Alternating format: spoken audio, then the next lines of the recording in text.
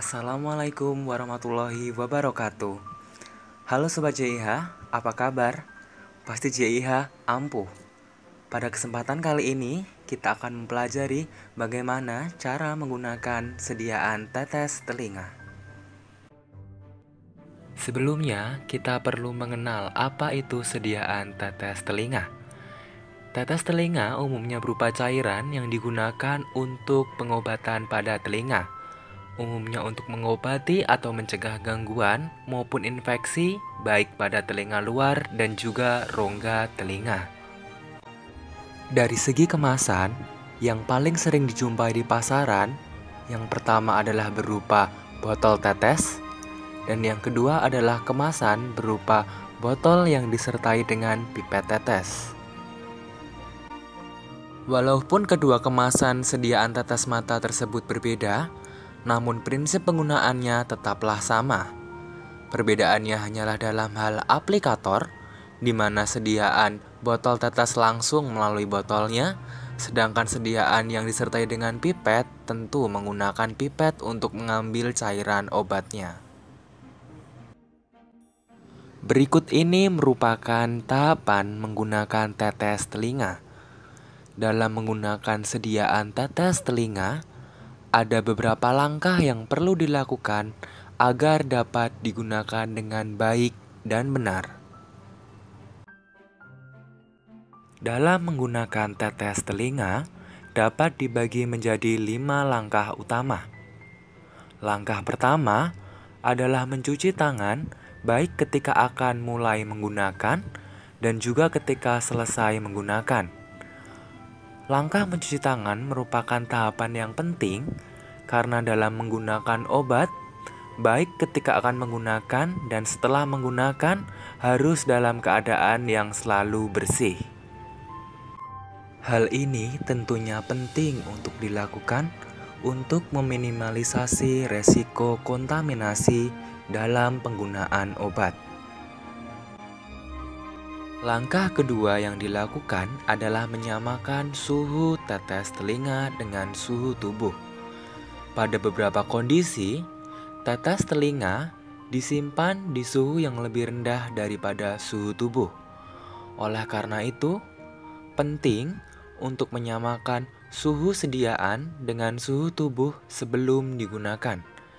Hal ini untuk mengurangi efek samping yang muncul, di mana ketika suhu tetes telinga lebih rendah daripada suhu tubuh, maka dapat memunculkan resiko efek samping berupa rasa sakit kepala ketika langsung digunakan. Langkah ketiga dalam menggunakan tetes telinga adalah bagaimana posisi kepala seharusnya saat sedang menggunakan tetes telinga.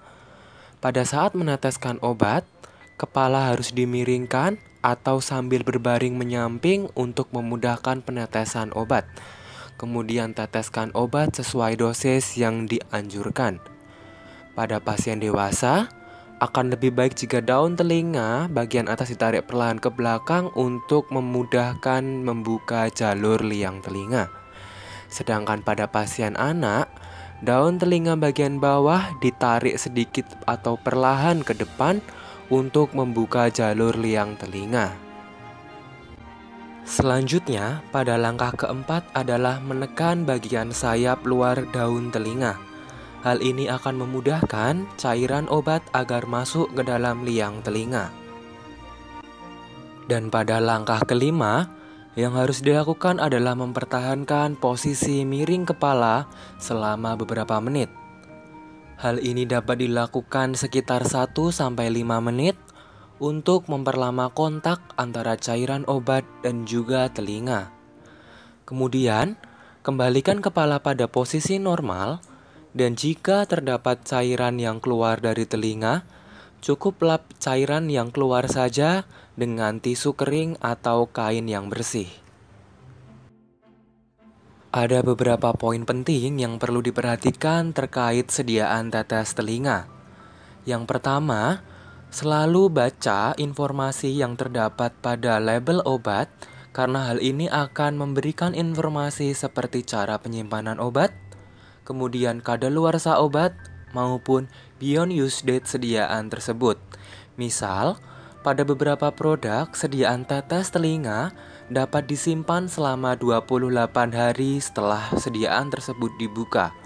Walau begitu, tetap selalu perhatikan pada label obat tersebut untuk memperoleh informasi terkait sediaan yang Anda terima.